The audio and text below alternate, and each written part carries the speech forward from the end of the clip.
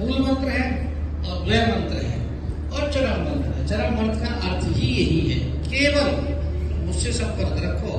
ये नहीं छोरी का ब्याह नहीं हो रहा है तो शिव जी की पूजा करने चले गए, छोरा का ब्याह नहीं हो रहा है तो काली जी की पूजा करने चले गए, हनुमान जी के यहाँ चले गए, हनुमान जी कहते बड़ा मूर्ख आदमी है, मेरे भगवान की बात मुझसे कहने आया है, अरे मैं उन्हीं का दिया खाता हूँ भाई, वहीं जाना। तो इसलिए जाकी रही भावना जैसी, प्रभु मूर्त देखी तब तैसी। अपनी भावना को शुद्ध करो।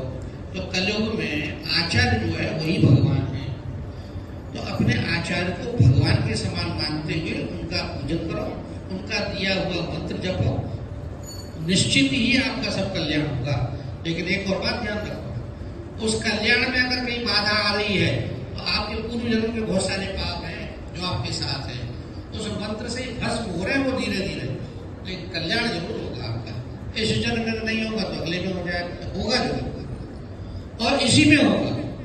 तो इसलिए हमारे महाराज ने जो कुछ दिया, गुरु पूर्णिमा पे हम इसीलिए इकट्ठे होते हैं कि गुरु जी का स्मरण करें और उस एनर्जी को अपने अंदर समाहित कर लें।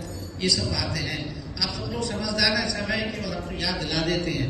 वो बैठे हैं कुछ तो कहें आप लोगों से आप आए तो ऐसा, अब वैसे और देखो ये सारा जो संयोजन है ना, अब आचार्य के पद में हमारे आचार्य अध्यक्ष बना के तो मीरा जी हो गए, तो हमारी मीरा दीदी सारा काम करती है, सारी व्यवस्था करती है, इनके अंदर भी बहुत सारे गुण आते चले जा रहे हैं।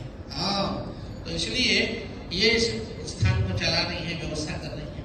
लेकिन मैंने कल भी कुछ लोगों से कहा था और आज फिर कहता हूँ, सारे शिष्यों का ये कर्तव्य है कि वो इस गुरु को, गुरु स्थान को गुरु का मंदिर समझें, किसी व्यक्ति विशेष की संपत्ति नहीं समझें, ये गुरु जी का मंदिर है।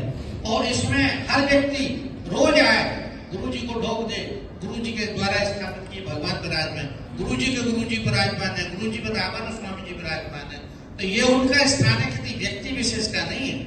ये स्थान तो रहेगा भी हजारों साल तक, हम रहेंगे या नहीं रहेंगे वो कोई महत्वपूर्ण बात नहीं है।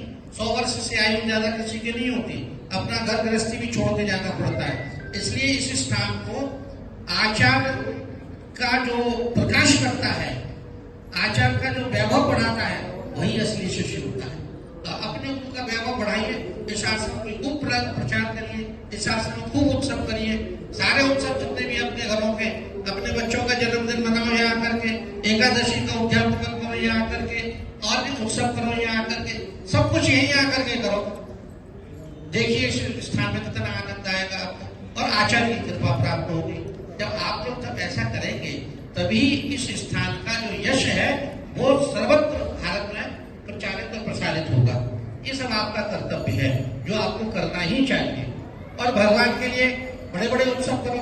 जब हमारे बिंदा में राधा वल्लभ जी का मंदिर है, भगवान 108 ब्याह करते हैं एक साल में। कितने ब्याह करते हैं? 108। आपने तो एक ही किया है, वो पूरे जीवन में दूसरा कर ही नहीं सकते आप, घरवाली लड़ने को तैयार हो जाएगी। तो भगवान 108 ब्याह करते हैं और एक एक ब्याह में 10-10 लाख रुपया खर्च होता है रुपये में। बड़ा मजा आता है उनको ब्याह करने। वो विवाह प्रिय है राधा वल्लभ, ऐसी राधा रमन जी वो भी ऐसे ही है। अर्थात लक्ष्मी नारायण भगवान जो विराजे हैं उनको उत्सव करिए, यहाँ आनंद मनाइए। इससे आचार्य कृपा और भगवत कृपा प्राप्त होगी और आप सबका कल्याण होगा। इसमें कहीं भी कोई संदेह नहीं है, ये खाली प्रवचन नहीं है, बात नहीं है, इस पर विश्वास करिए। देखिए ये कहने की बात नहीं है, हमारा कोई व्यापार नहीं है, हमारा कोई बिजनेस नहीं है, खूब हम आनंद से रहते हैं। आज तक पूरे भारत में कभी किसी से हमने कुछ नहीं मांगा, बिना बुलाए किसी के गए नहीं। ये बोले कि रघुनाथ आश्रम ऐसा है जब बिना बुलाए आते हैं, क्यों? कि ये हमारा स्थान है और जब 10 वर्ष के थे तब से यहाँ आते हैं। आते आते आज हमें 50 साल हो गए। आप में कोई भी शायद ही कोई होगा 50 साल वाला। आप है 2, 3, 4 देखो है ना, ऐसे ही इतने पुराने हम हैं, बचपन से आते थे और खूब स्वामी जी का आनंद लिया, उस आनंद प्राप्त किया है। ऐसे ही विश्वास करते रहना पड़ता है। भगवान गीता में कहते हैं योगक्षेमं वहाम्यहम्, मैं जो मेरा विश्वास करता है मैं उसके सारे कार्यों को पूर्ण करता हूँ। भगवान करते हैं। इन्हीं सब विश्वासों के साथ हमें ये सब उत्सव मनाने चाहिए। बोलिए लक्ष्मी नारायण भगवान की, श्री राम